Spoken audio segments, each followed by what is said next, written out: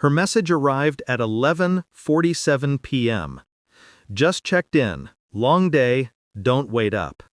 I stared at the text. The blue light of the screen carved shadows across the room. Her words were neat, perfect, like she'd rehearsed them. She said she was in Boston, business conference, 3 days. I told her to send a picture of the hotel view, just to see if she would. She didn't. Instead, there was silence. And in that silence, something in me shifted. Not rage, not suspicion, something colder. A quiet detachment that whispered, "Watch her." When I closed my phone, I already knew.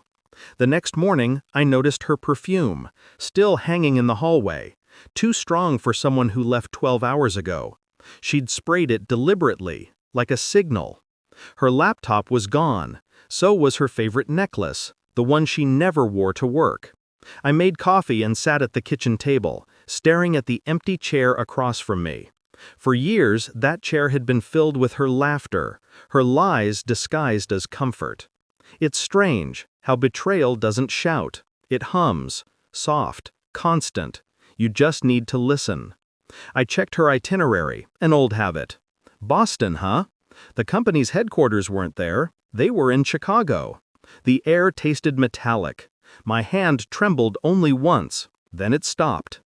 By noon, I called her boss's wife, Clara.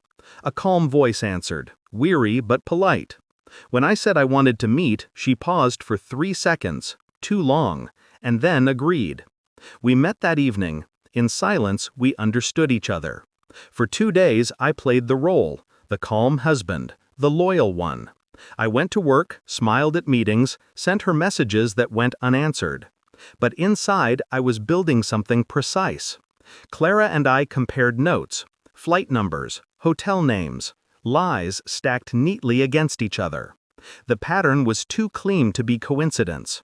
Her husband, my wife's boss, had booked a conference room in a boutique hotel 2 states away. Same date, same duration.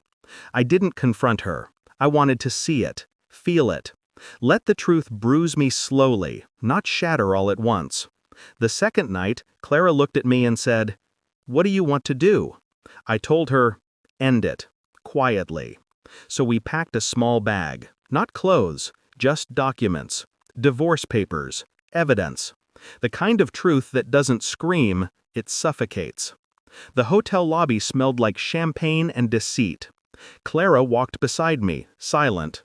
We looked like any couple checking in, composed, distant, tired. Her name appeared on the registry, room 314, paid in cash. I asked the clerk for a duplicate key. Sometimes money makes honesty easier. The hallway outside her room was too quiet. I could hear my heartbeat, deliberate and steady. I knocked. Once. Footsteps. Then the door opened. She froze, barefoot, wrapped in a robe that wasn't hers. The color drained from her face. What are you doing here?" I didn't answer. I just stepped aside. Clara stood behind me. Her eyes widened, recognition sinking in like poison. I placed the folder on the table. Divorce papers, photos, printouts. Her voice cracked, a trembling whisper that begged for oxygen. "Please, I can explain." I didn't let her. I didn't need to. The silence explained everything. She reached out for me, desperate. Her hand shook. Mine didn't. I handed her a pen. Sign. She hesitated. Tears welled, but they looked rehearsed. Clara watched, expressionless. She wasn't there for vengeance. She was there to witness the truth. When the pen finally touched paper, I leaned close enough for her to hear me breathe. "Next time you pack for a business trip, don't take someone else's husband." Her knees gave out. The sound she made wasn't a sob. It was the collapse of illusion. I left the papers on the bed, the same bed she ruined. As I turned to leave, I said one last thing. "Consider this your exit interview." 6. Closure. Emotional detachment. We walked out together, Clara and I. No words. Just the quiet of 2 people who'd seen too much. Outside, the night was cold, deliberate. Rain started to fall, soft, cleansing. She asked if I felt better. I told her the truth. No, just done.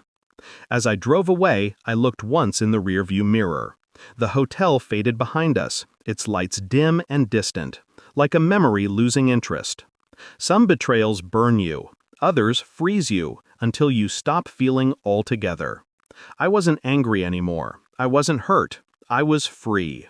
And freedom, I learned, doesn't always come from love. Sometimes it comes from the moment you finally stop caring. She took a trip for pleasure. I gave her a destination she'll never forget.